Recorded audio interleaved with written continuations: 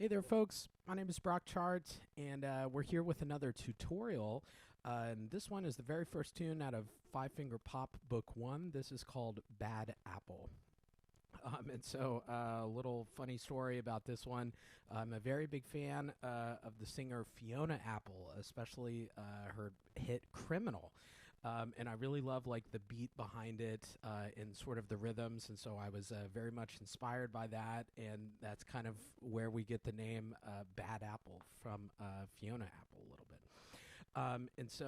I love this tune. It's a big studio favorite with my students, and so as it says, we got to watch out for all of the left hand is going to be one octave lower than where it's written, and so your left hand 3 is going to be on this low A.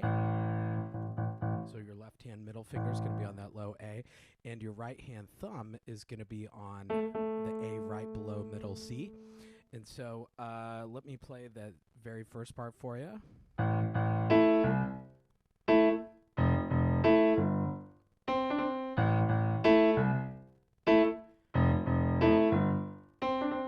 So it's a very like groove, it's a very groove-oriented intro. And so with my own private students, I have them a lot of the time do drumming exercises. I'm a huge fan of drumming exercises, and so your left hand is going to be drumming your left hand line, and your right hand is going to be drumming your right hand rhythms. And so you can count out loud, and we are in 4/4 here, so it'll be 1, 2, 3, 4. 1, 2, 3. 1, 2, 3, 4. 1, 2, 3, and 4. And this one does have swing eighth notes, and so we got to watch out for, in measure 4 and measure 8, measure 12, pretty much all of those ending of the 4-bar phrases is a little right hand eighth note line, and we got to make sure that they are swing eighth notes, long, short, long. And so with that, that drumming, left, left, right, 1, 2, 3, 4, 1, 2, 3, and 4. And so let me play that one more time. And it is pretty loud, it is like a rock song, and so feel free to really go for it. Watch out for the repeats here.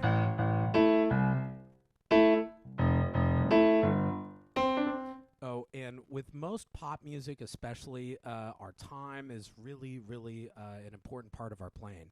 So I would encourage you guys to, try out the play-along tracks and have fun with those.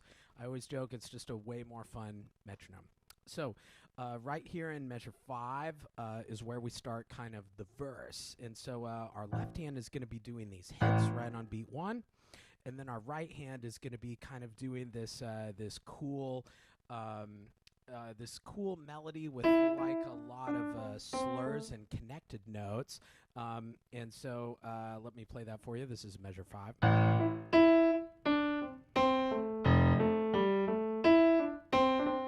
Now, pay attention to those repeated notes.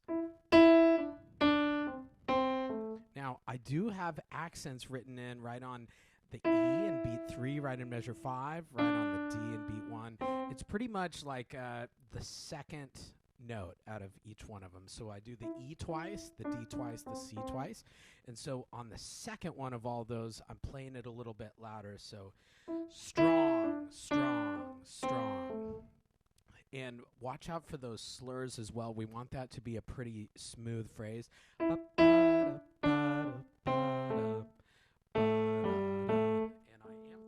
Over here with a 2, long, short, long, and then we're back in measure 9 to our groove.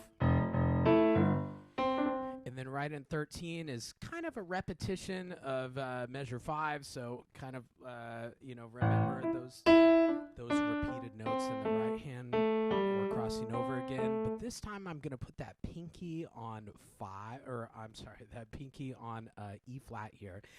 5, 4, 3, 5, 4, 3. So if your hand is, if that feels a little weird, then you might try a 4 on that black key instead of a pinky and see how that feels. So yeah, totally fine. The fingerings are just suggestions, And then we're back to our groove right here in measure 17. I'll skip over that.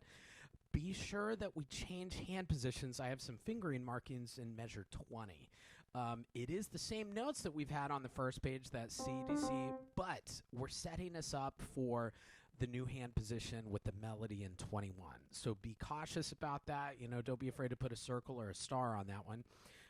Because right here in 21, it's a very similar melody, but our right hand's in a different place. But watch out for those accents, watch out for those slurs.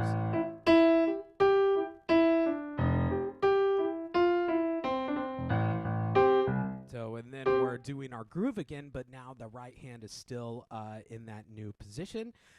Right here in 29, I would say is definitely the hardest part of the tune. My own students, we definitely spend the most time practicing on this, and I would recommend doing right hand alone first.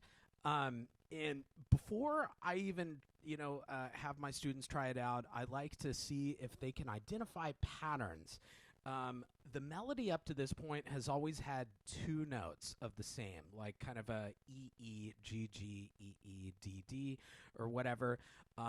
This right here in 29 through 32, it's a very similar pattern. And so if you look through, just even without even playing the piano, you can see that it's G, G, E, E, D, D, C, C, A, G, G.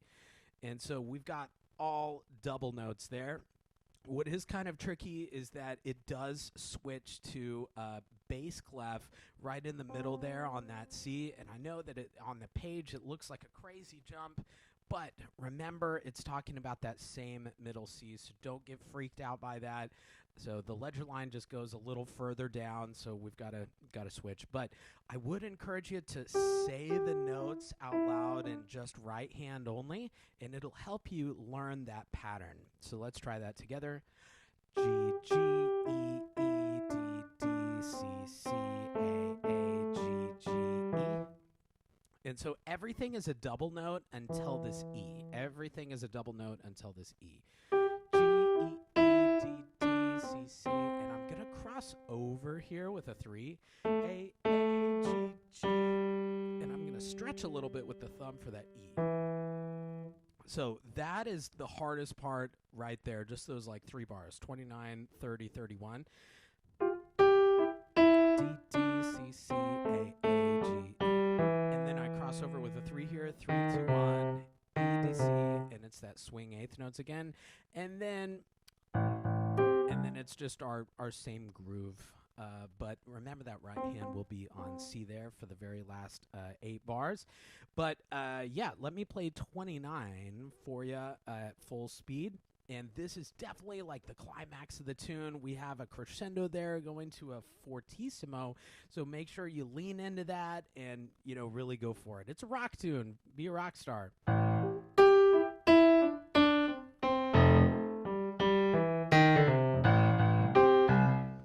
So that could be cool. Some students have trouble on the left hand hit right on measure 31. And I kind of throw you for a loop there. I pull the rug from under you. It is the only time I think that it's like a hard beat 2. But that's on purpose. It's not a mistake.